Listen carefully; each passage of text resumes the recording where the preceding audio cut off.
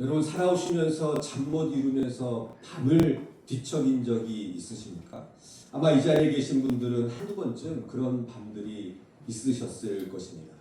객지에 나간 자식에게 무슨 일이 생겼을까봐 새벽까지 눈이 말똥말똥했던 밤이 있었고 또 온몸이 관절이 쑤시고 아파서 끙끙 앓으며 뜬 눈으로 세웠던 밤도 있었을 겁니다. 또 아무리 애를 써도 형편은 조금도 나아지지 않고 오히려 앞날이 캄캄하게만 느껴져서 소리 없이 눈물 흘리던 그 쓸쓸한 밤들도 있으셨을 것입니다. 농사를 지어오신 우리 어르신들은 특히 이런 밤을 너무나 잘 알고 있을 겁니다. 여름철 밤에 기습폭우가 내리면 혹시나 논둑이 터질까봐 걱정되어서 옷을 입은 채 밤새도록 지쳐있고 또 가을이면 혹시 서리가 내릴까 봐서 애써 키운 작물이 서리에 얼어 죽을까 봐서 온 신경을 곤두세우며 마음을 졸이던 그런 밤들이 있으셨을 것입니다.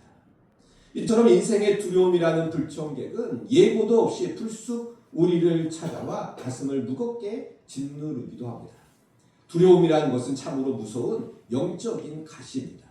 두려움이 가져다주는 영혼의 피해는 때로는 그 두려움의 원인이 되는 실제 사건보다 훨씬 더 지독하게 우리의 인생을 망가뜨리기도 합니다.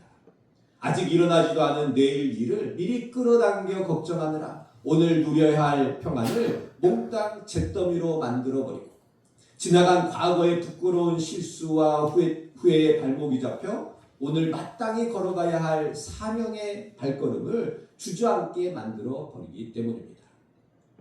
어느 새 한 마리가 그물에 걸렸습니다. 그런데 이 새는 그물에 걸린 줄도 모르고 계속 살려고 발버둥 쳤습니다. 몸부림치면 몸부림칠수록 그물은 더 단단히 조여듭니다.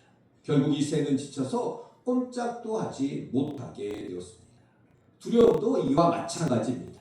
두려움에 빠져 허우적대면 허우적될수록 더 깊이 빠져들게 되는 겁니다. 그러므로 우리는 이 두려움 그 자체와 싸우려고 피를 흘릴 것이 아니라 두려움의 파도 너머에서 역사하시는 단 한 분 만군의 여호와 하나님께로 우리의 시선을 옮겨야 하는 줄로 믿습니다. 아멘. 성경에 보면 두려워하지 말라라는 말이 수백 번이나 나온다고 합니다. 역설적으로 보면 그만큼 우리의 삶 속에 두려움을 일으키는 일들이 너무나 많기 때문에 성경에서 두려워하지 말라라는 말을 이렇게 많이 기록하고 있는 것입니다. 하나님은 우리의 모든 두려움들을 다 잘 알고 계십니다. 그리고 우리보다도 먼저 우리의 신앙의 조상들도 그 모든 두려움들을 다 겪어왔습니다. 오늘 우리가 함께 읽은 본문은 평생을 잔머리를 굴리며 살았지만 결국 거대한 두려움 앞에 피눈물을 흘리던 야곱이 약복강 나루터에서 마침내 하나님을 대면하여 만나는 거룩한 기적의 장면이 기록되어 있습니다. 깊은 밤 홀로 남아 두려움으로 밤을 지새우던 그 야곱의 처량한 모습 속에서 오늘 우리는 상처 입고 울고 있는 내 자신의 모습을 발견하게 됩니다. 그리고 그 절망의 나루터로 친히 걸어오셔서 야곱을 안아주셨던 신실하신 하나님이 오늘 이 아침 동일하게 우리들의 눈물을 닦아주시기 위해 나를 찾아오고 계심을 믿으시기를 바랍니다. 오늘 선포되는 말씀을 통해 여러분을 억누르던 모든 두려움의 쇠사슬에서 벗어나 희망의 아침해가 솟아오르는 은혜의 역사가 있기를 바랍니다. 먼저 하나님은 홀로 남겨진 자리에서 자신을 직면하게 만드십니다. 먼저 야곱의 상황을 한번 살펴보겠습니다. 야곱은 지금 외삼촌 라반의 집에서 20년 동안 고단한 머슴살이를 드디어 끝내고 그토록 그리워하던 고향 땅을 향해 돌아오는 귀향길에 서 있습니다. 20년이라는 세월이 얼마나 길고 뼈아픈 세월이었는지 모릅니다. 이제는 머리가 다 하얗게 새버렸고 그렇지만 많은 재산을 모아 기쁜 마음으로 고향으로 돌아올 수 있습니다. 그만큼 고생하고 이제 고향으로 돌아온다니 야곱의 마음이 얼마나 기뻤겠습니까? 고향이 가까울수록 야곱의 마음이 벅차오르고 가슴 설레는 창가가 터져 나와야 하는 것이 정상입니다. 그런데 이상하게도 야곱의 마음속에는 기쁨이 터져 나오는 것이 아니라 고향이 가까워지면 가까워질수록 오히려 극심한 공포와 답답함이 야곱을 짓누르기 시작합니다. 7절 말씀을 보면 야곱이 심히 두렵고 답답하여 자기와 함께한 동행자와 양과 소와 낙타를 두 떼로 나누었다라고 이렇게 말씀합니다. 심히 두렵고 답답했다는 겁니다. 왜 이토록 야곱은 고향을 눈앞에 두고 심히 두렵고 가슴이 막박해 답답해하고 있는 것입니까? 우리가 잘 아는 것처럼 야곱은 20년 전에 형 에서를 속였습니다. 배고픈 형에게 팥죽 한 그릇으로 장자의 명분을 샀었고 눈이 어두워진 아버지 이삭을 속여서 장자의 축복을 가로채버렸습니다. 분노가 머리끝까지 치밀어 오른 형 에서의 칼날을 피해 야곱은 미디안 광야로 도망을 칩니다. 그리고 무려 20년의 세월이 지났습니다. 하지만 세월이 아무리 흘러도 형 에서에 대한 죄책감과 두려움은 조금도 사라지질 않았습니다. 더욱이 형 에서가 자신을 죽이기 위해서 저 건너편에서 400명의 군사를 이끌고 준비하고 있다라는 청천벽력의 소식을 들었을 때 야곱은 더 극심한 두려움에 빠지게 됩니다. 야곱은 이제 살아남기 위해서 자기가 평생을 모은 재물과 종들을 두 떼로 나누어서 형의 분노를 누그러뜨릴 뇌물로 먼저 보냅니다. 사랑하는 자녀들과 아내들마저도 야복강 건너편으로 먼저 다 건너 보냈습니다. 그리고 이제는 사방에 으스스한 정적이 감도는 어두컴컴한 나루터에 야곱은 혼자 완벽히 남겨지게 되었습니다. 여러분, 성경이 묘사하는 이 장면이 얼마나 쓸쓸하고 비참한 장면입니까? 평생을 목숨 걸고 모았던 그 많았던 재산도, 금쪽 같은 내 자녀들도, 사랑하는 내 아내도 다 강 건너로 떠나보내고 지금은 시린 강바람이 불어오는 길바닥에 노숙자처럼 홀로 쪼그려 앉아 있습니다. 두려움에 사로잡혀 벌벌 떨고 있는 야곱의 이 모습이 얼마나 불쌍한 모습입니까? 24절 말씀을 보면 야곱은 홀로 남았더니 어떤 사람이 날이 새도록 야곱과 씨름하다가 라고 말씀합니다. 홀로 남겨진 야곱. 그런데 하나님은 이처럼 모든 사람들이 야곱을 다 떠나가고 자신이 그토록 자랑하던 자랑거리들도 다 떠나보내고 모든 껍데기가 다 벗겨져 버린 그 순간 홀로 남겨진 그 자리에서 하나님은 야곱을 만나 주셨습니다. 어쩌면 하나님은 야곱을 홀로 남겨두심으로 야곱에게 하나님을 직면할 수 있는 시간을 주신 것인지도 모릅니다. 사랑하는 성도 여러분, 우리의 삶에도 이런 순간이 찾아올 때가 있습니다. 의지하던 것들이 하나 둘씩 다 사라져버리고 자녀들도 도시로 다 떠나버리고 몸은 예전 같지 않고 혼자 남겨진 것 같은 그 시간이 찾아올 때가 있습니다. 그 시간이 너무나 두렵고 힘들지만 어쩌면 바로 그 시간이 하나님이 우리를 가장 깊이 만나주시는 시간일 수도 있습니다. 하나님은 우리가 홀로 남겨졌을 때 바로 그 자리에 우리를 찾아와 주십니다. 두려움은 우리를 위축하게 만들고 우리 스스로를 넘어지게 만듭니다. 그러나 그 두려움의 자리가 하나님을 만나는 자리가 될 수 있다는 겁니다. 우리가 붙들었던 세상의 밧줄이 다 끊어질 때 우리는 비로소 하늘의 줄을 붙잡을 수 있게 되는 법입니다. 바로 야곱이 그랬습니다. 가장 두렵고 막막했던 그 밤에 하나님이 야곱을 찾아오셨습니다. 두 번째로 하나님은 생명을 건 결단으로 나오도록 하십니다. 홀로 남겨진 야곱에게 이제 갑자기 어떤 사람이 나타나 씨름을 걸어옵니다. 야곱은 이 씨름에 목숨을 걸고 날이 새도록 온 힘을 다합니다. 그런데 이 씨름 상대가 다름 아닌 하나님이었음을 성경은 암시하고 있습니다. 야곱은 이 씨름에서 허벅지 관절이 어긋날 정도로 큰 부상을 당하게 됩니다. 허벅지 관절이 부러졌으니 아마 옴짝달짝 할 수 없는 지극한 통증이 야곱에게 몰아쳤을 것입니다. 아마 보통 사람 같았으면 이 관절이 부러졌으니 뼈가 부러졌으니 비명을 지르며 주저앉아 포기했을 것입니다. 그러나 야곱은 뼈가 부러진 그 극심한 고통 속에서도 하나님의 옷자락을 악착같이 움켜쥐고 절대로 놓아주질 않습니다. 동이 토오르자 나로 하여금 가게 하라라고 명하셨을 때에도 야곱은 심장이 터질 듯한 정규를 이렇게 토해냅니다. 26절 말씀을 보면 그가 이르되 날이 세려하니 나로 가게 하라. 야곱이 이르되 당신이 내게 축복하지 아니하면 가게 하지 아니하겠나이다 라고 말씀합니다. 하나님, 내 다리가 부러지고 내 몸이 부서질지라도 산산조각이 날지라도 당신이 내게 하늘의 복을 부어주시지 아니하시면 나는 절대로 이 옷자락을 놓아줄 수 없습니다. 여러분, 이 얼마나 놀라운 고백입니까? 허벅지 관절이 어긋난 채로 다리가 부러진 채로 밤새 씨름하며 지친 몸으로 야곱은 끝까지 옷자락을 붙잡고 매달렸다라는 겁니다. 여러분, 이것이 바로 생명을 건 결단입니다.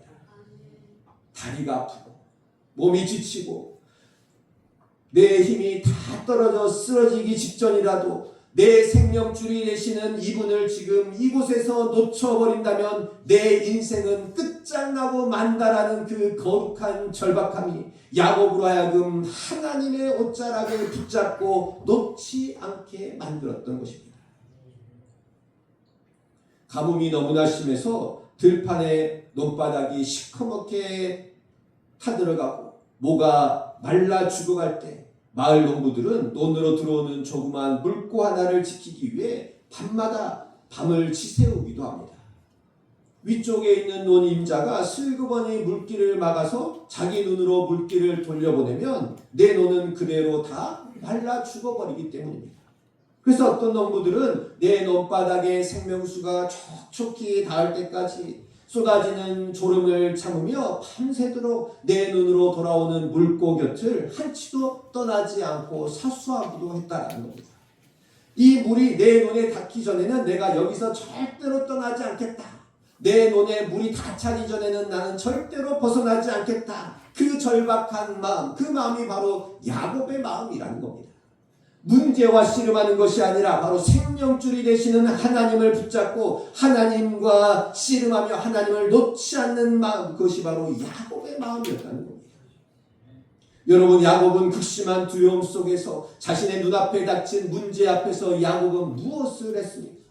야곱은 형 에서를 찾아가 용서를 빌거나 두려움의 원인인 형과 단판을 짓기 위한 여러 가지 방법들을 찾지 않았다라는 겁니다.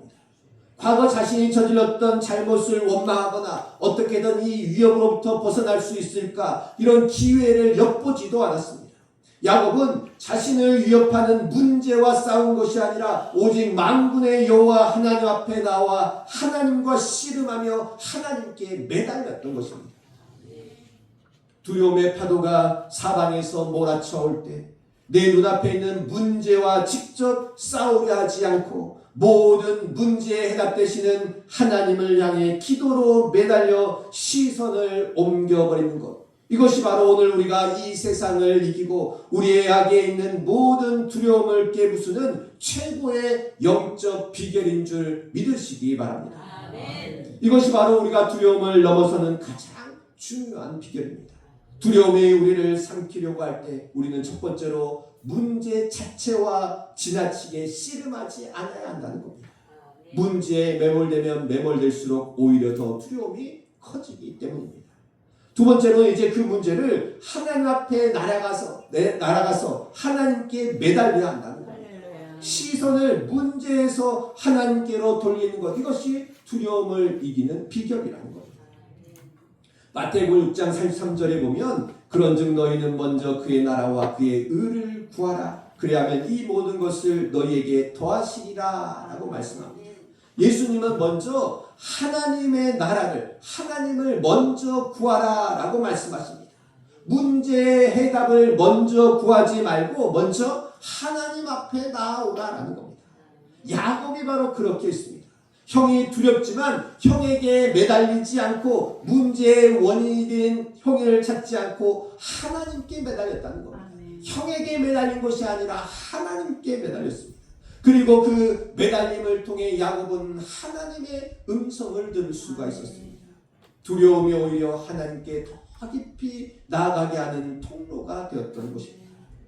사랑하는 성도 여러분, 여러분들은 지금 어떤 두려움 가운데 있으십니까?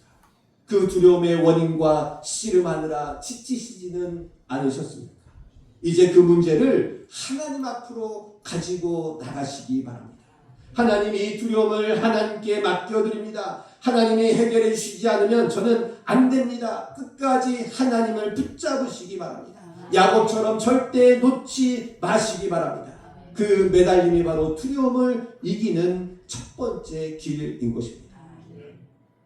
세 번째로 이제 하나님은 이스라엘이라는 새 이름을 주십니다. 밤새 이어진 기도의 씨름 끝에 하나님은 야곱을 향해서 영광스러운 하늘의 새 이름을 선포합니다. 28절 말씀을 보면 그가 이르되 내 이름을 다시는 야곱이라 부를 것이 아니요 이스라엘이라 부를 것이니 이는 내가 하나님과 및 사람들과 겨루어 이겼음이니라 라고 말씀합니다. 여러분, 야곱이라는 이름의 뜻이 무엇인지 아십니까? 야곱이라는 이름의 뜻은 팔꿈치를 잡는 자, 속이는 자라는 이런 뜻을 가지고 있습니다. 야곱은 태어날 때부터 형의 발꿈치를 잡고 나왔고 그 이름처럼 늘 형을 속였고 아버지를 속이는 삶을 살아왔었습니다. 그래서 이 야곱의 이름 그 자체가 야곱의 정체성이었고 그 정체성이 결국 야곱의 인생을 만들어 왔다는 겁니다. 속이는 인생으로 만들어 왔다는 겁니다. 그런데 이제 그런 야곱에게 하나님께서는 새 이름을 주십니다. 이스라엘, 곧 하나님과 겨루어 이긴 자라는 겁니다.